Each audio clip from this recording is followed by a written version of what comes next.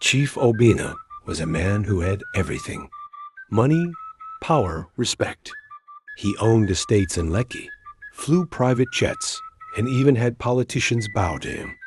People called him the Golden Man of Lagos. But every night, he lay alone on a massive bed, staring at the ceiling. No child's laughter, no warm hand beside him, only silence. He would sigh and whisper, "All this money," but no joy. Down in Balogun Market, under the blazing sun, walked a daze. Barefoot woman with dust in her hair and pain in her eyes. Every morning, she swept the same corner, hoping to find leftover akara or forgotten change. She spoke to no one. Some children feared her. Traders called her Ada the Mad Woman. But what they didn't know was that Adaze was not mad. She was a story the world had thrown away. One morning, Chief Obana's car got stuck in traffic near the market. Tired of the heat, he rolled down his glass window.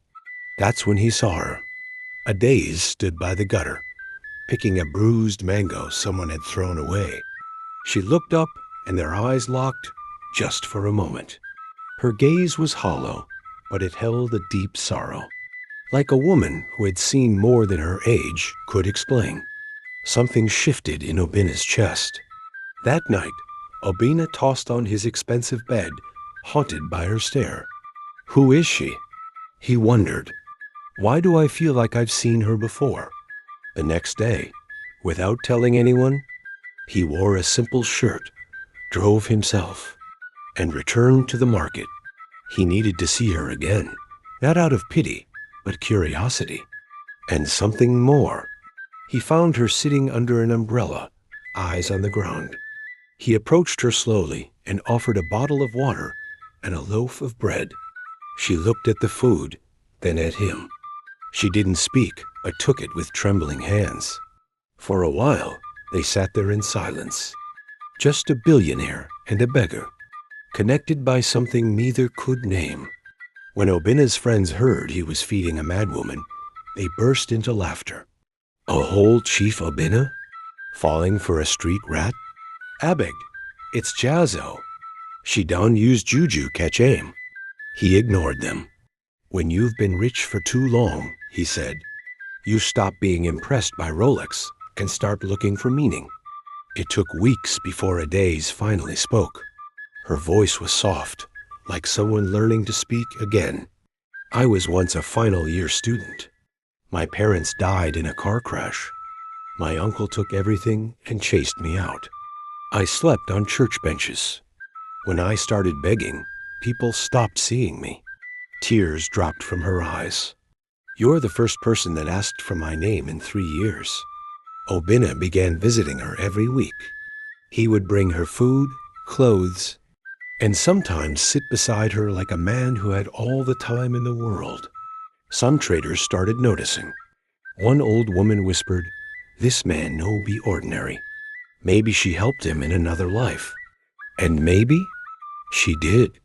One Sunday, he invited her to his estate. She refused. People like me don't enter places like that. He smiled. You are exactly the kind of person that should. She entered, and the maids stared in shock. Adaz was bathed, her hair washed and braided, and she was given a long dress. She looked in the mirror and gasped. It had been so long since she'd seen her reflection, or recognized it. News broke online. Billionaire Chief Obina dating market madwoman? The internet exploded. Some called it romantic. Others said it was disgraceful. Blogs used her old pictures to mock her. But Adaze kept quiet.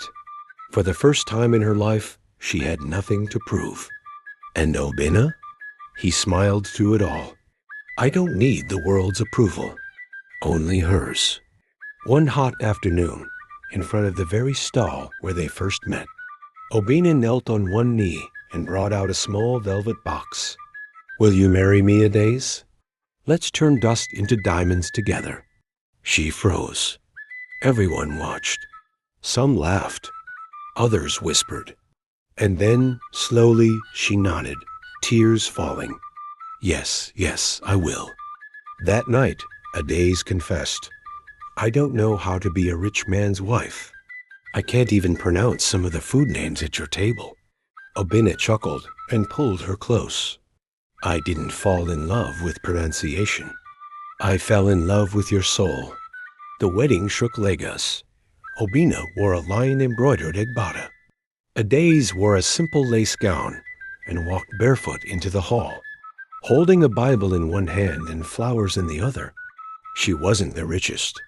She wasn't the prettiest. But when she smiled, the whole hall went quiet, because that smile was freedom. Obina's cousins and relatives were angry. She doesn't belong here. They mocked her, shunned her, and planned to chase her away. One of them, a cousin named Namdi, plotted something darker. During a family dinner, Obina drank from his cup and collapsed. Panic, shouts, confusion. But Adaz, who had once studied nursing before life fell apart, jumped into action. She turned him on his side, cleared his throat, and called for salt water. That night, she saved his life. CCTV footage showed Namdi pouring something into the cup. He was arrested. Obina's family finally bowed their heads in shame. The same woman they rejected had just saved their legacy. Adaze started the Rising Women Foundation, a shelter for homeless women and abandoned girls. I was once like them, and if someone hadn't looked at me with love, I'd still be in the dust. They lived in a mansion, yes, but they slept on mats sometimes, told stories by firelight, and cooked with firewood on Sundays, just to remember. They didn't want to forget where they came from, ever. Years later, Obina sat at a TEDx stage with his wife and said, money bought me houses, but love gave me home. And the whole room stood in ovation. Now, every time children gather in the village square, the elders tell the story of the man who found gold, not in banks, but in the eyes of a beggar. And that's how we learn that in the marketplace of life, it's not what you have, but how you love.